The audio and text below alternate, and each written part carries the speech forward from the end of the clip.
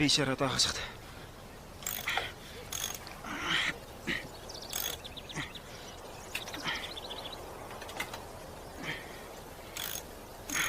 Бұл кім? Бұл шалда ауылда бәрі жексұрын шал дейді. Неге? Неге дегенде түріне қарасай? Өзің шынайы есімі жоқ па не сонда? Ит біліп пе?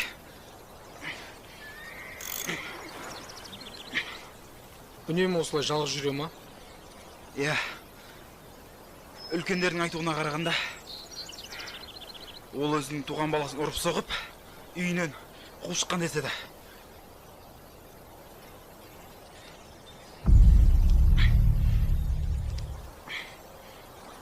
Ұстап жүрші.